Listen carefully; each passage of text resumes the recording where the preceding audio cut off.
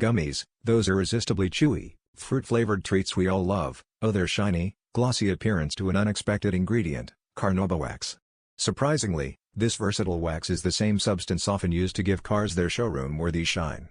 Derived from the leaves of the carnauba palm tree, native to Brazil, this wax plays a dual role in vastly different industries.